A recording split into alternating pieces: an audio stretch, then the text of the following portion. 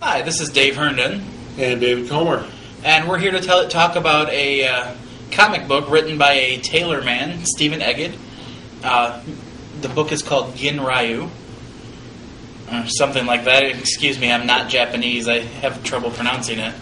But it loosely translates to Silver Dragon. And like I said, it's written by a local tailor man, self-published.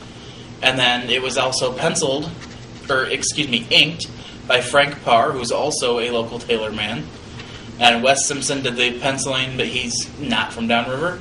But the book will be available this Saturday at Big Ben's Comics Oasis in Allen Park, and also on the comicspress.com website. It's going to retail for about $19.95. And we're going to tell you a little bit about the book and what we liked about it. Well, Dave, pretty neat stuff, all in all. It's got a lot of violence. It's got swords, and it's got some mystical stuff. And pretty much you had me at violence. But what's really neat about this, Dave, not only do we have all those kind of elements, but it's set in Detroit and in and around the metro area. So very cool to see all the Detroit references. Heck, even in the media, you see Carmen Harlan makes an appearance, although unnamed, as well as Bill Bonds in a rare street reporting performance. And you can tell covers the press conference. You can tell they didn't necessarily like Mr. Bonds. Well, and it's just little inside things like that are pretty cool. Hart Plaza makes an appearance, among other places. Oh, and I loved that scene with the Ren Center in it. Oh, it was a beautiful scene. I'm not going to spoil it for you, but here's one of the, I know you can't see it from where you're at, but the graphics and the art on this book are, for the most part, amazing. It's full of pop culture references as well. There are a couple scenes that look like they're ripped right out of Pulp Fiction. Yeah, and basically the plot is that you're basically looking at kind of a vigilante story that pretty much sum it up in a sense. For the most part, but then as you get into it, some more of the mysticism comes out near the end, and it's a really well done first effort for this group. The book was originally published in 6 comic book form back in the mid-1990s, and you can definitely tell it's got the mid-90s flair to it. Mm-hmm. But then now the graphic novel is being made available. So, personally, I loved the book. It wasn't exactly what I was expecting, but it was really, really well done. Yeah. The art was well done. It could have done a little less with the extreme language, I think. Just for the sense of, you definitely must be 18 or older to read the book. Yes, that's a good idea. That's how you know it's good, right? Oh, well, that's exactly. The guy.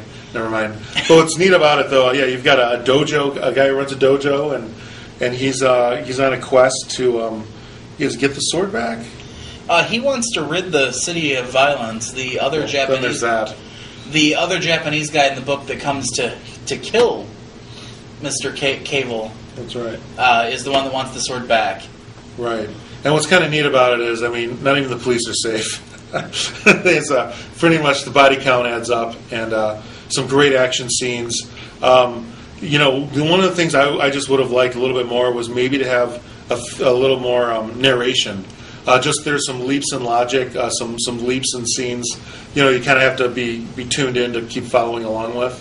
Other than that, though, just there's some stunning panels with some super detailed action sequences, and just some neat stuff. I was really impressed, and especially if this is their first time out, pretty amazing. Well, and also, I think I would have liked a little bit more background history on the sword and where it came from, just so I could understand the history of it. So, because everybody in the book seems to know, right, this is some fantastic world-renowned sword, and I didn't know that as the reader. Yeah, maybe a couple pages of flashback would have been good to kind of wrap that up. But yeah, I agree. That would have helped. But overall, I enjoyed the book, and now that I know about it, if they were to come out with a sequel, I would definitely pick it up. Yeah, definitely.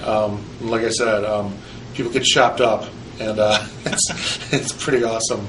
And especially if you like Chopsaki or any total ultraviolence type movies with Asian inspired, and it's good stuff. So Oh, and in closing, I really liked the last chapter. It was set entirely on the People Mover, and it was just, action, action, action. Agreed. So if you get a chance, please stop by Big Ben's and check it out. It's really worth your time. And until next time, we'll see you later.